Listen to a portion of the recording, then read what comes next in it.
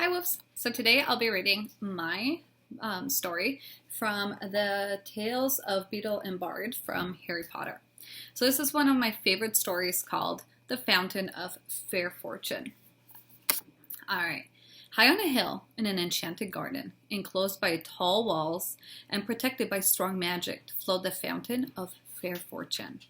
Once a year between the hours of sunrise and sunset, on the longest day, a single unfortunate was given a chance to fight their way to the fountain, bathe in its waters, and receive fair fortune furthermore.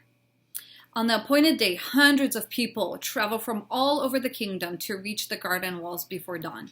Male and female, rich and poor, young and old, of magical means and without, they gather in the darkness, each hoping that they would be the one to gain the entrance to the garden. 3 witches, each with her burden of woe, met on the outskirts of the crowd and told one another their sorrows as they waited for the sunrise. The first, by the name Asha, was sick of malady no healer could cure. She hoped that the fountain would banish her symptoms and grant her a long and happy life. The second, named Athida, had been robbed of her home, her gold, and her wand by an evil sorcerer. She hoped that the fountain might relieve her of her powerlessness and poverty. The third, by the name of Amada, had been deserted by a man whom she loved dearly, and she thought her heart would never mend. She hoped that the fountain would relieve her of her grief and longing. Pity each other, the 3 women agreed that should the end chance befall them, they would unite and try to reach the fountain together. The sky was rent with first ray of sun, and chink in the wall opened. The crowd surged forward, each of them shrieking their claim for the fountain's basin.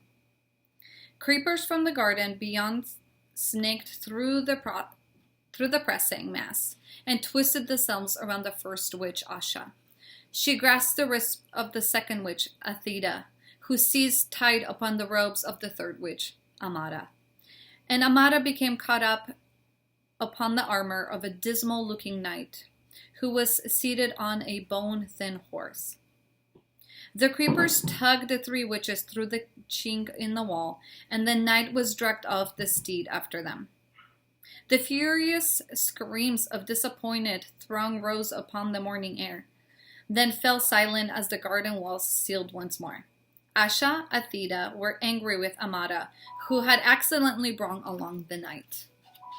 Only one can bathe in the fountain. It will be hard enough to decide which one of us will be without adding another. Now Sir Luckless, as the knight was known in the land outside the walls, observed that these were witches, and having no magic, nor any great skill at jousting or dueling with swords, nor anything that distinguishes them, the non-magical men, was sure that he had no hope of beating the 3 women to the fountain. He therefore declared his intention of withdrawing outside the walls again. At this, Amada became angry too. "Faint heart," she chinned him. "Draw your sword, knight, and help us reach our goal." And so the 3 witches and the forlorn knight ventured forth into the enchanted garden, where there were rare herbs, fruit, and flowers grew in abundance on either side of the sunlit path.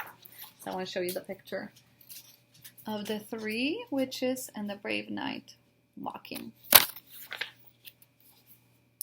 They met no obstacle until they reached the foot of the hill on which the fountain stood. Then, however, wrapped around the base of the hill was a monstrous white worm, bloated and blind. As at their approach, in turned a foul face upon them and uttered the following words: "Pay me the proof of your pain." Sir Luckless drew his sword and attempted to kill the beast, but his blade was snapped. Then Athida cast rock at the worm, while Asha and Amada essayed every spell that they might subdue or entrance it, but the power of their wands was not effective. Then their friend's stone or the knight's steel, the worm would not let them pass. The sun rose higher and higher in the sky, and Asha, despairing, began to weep. Then the great worm placed its face upon hers and drank the tears from her cheek. Its thirst passed, and the worm slithered aside and vanished into the hole into the ground. Rejoicing at the worm's disappearance, the three witches and the knight began to climb the hill, sure that they would reach the fountain before noon. Halfway up the steep slope, however, they came across words cut into the ground before them. "Pay me the fruit of your labors." Sir Luckless took out his only coin and placed it upon the grassy hillside, but it rolled away and was lost. The three witches and the knight continued to climb, but though they walked for hours, they advanced not a step further. The summit came no nearer, and still the inscription lay in the earth before them. All were discouraged, as the sun rose over their heads and began to sink towards the far horizon. But the Theta walked faster and harder than any of them, and exhorted the others to follow her example. Though she moved no farther up the hill, "Courage, friends, and do not yield," she cried, wiping the sweat from her brow. As the drops fell glittering onto the earth, the inscription blocking their path vanished, and they found that they were able to move upward once more. Delighted by the removal of this second obstacle, they hurried towards the summit as fast as they could, until the last they glimpsed the fountain, glittering like crystal in a bower of flowers and trees. Before they could reach it, however, there came a stream that ran around the hilltop, barring their way. In the depths of the clear water lay a smooth stone bearing the words, "Pay me the treasures of your past." Sir Luckless attempted to float across the stream on his shield, but it sank. The three witches pulled him from the water, then tried to leap the brook themselves, but it would not let them cross. And all the while the sun was sinking lower and lower in the sky. So they fell to the pondering the meaning of the stone's message, and Amada was the first to understand. Taking her wand, she drew from all her mind all the memories of happy times she spent with her vanished love, and dropped them into the rushing waters. The stream swept them away, and stepping stones appeared, and three witches and the knight were able to pass at last onto the summit of the hill. The fountain shimmered before them, set amidst herbs and flowers rarer and more beautiful than any they have yet seen. The sky burned ruby, and it was time to decide which one of them would bathe. Before they could make their decision, however, frail Asha fell to the ground, exhausted by their struggle to the summit. She was close to death. Her three friends would have carried her to the fountain, but Asha was in mortal agony and begged them not to touch her. Then Athena hastened to pick up those herbs she thought were most helpful and mix them in Sir Luckless' gourd of water, and poured the potion into Asha's mouth. At once Asha was able to stand. What was more, all symptoms of her dready malady had vanished. "I'm cured," she cried. "I have no need for the fountain. Let Athena bathe." But Athena was busy collecting more herbs in her apron. "If I can cure this disease, I shall earn gold aplenty. Let Amada bathe." Sir Luckless bowed and gestured Amada towards the fountain, but she shook her head. The stream had washed away all regret for her lover, and she saw now that she had been cruel and faithless, and this is the happiness enough to be rid of him.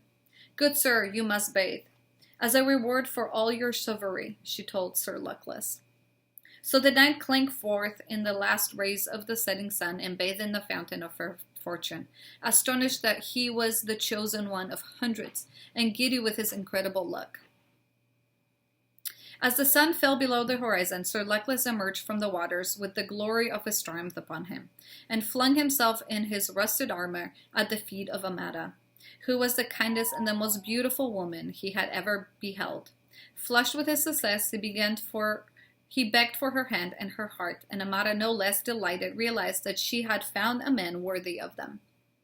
The three witches and the knight set off down the hill together, arm in arm, and all four led long and happy lives, and none of them ever knew or suspected that the fountain waters carried no enchantment at all. Alright guys, I hope you liked that story. Bye!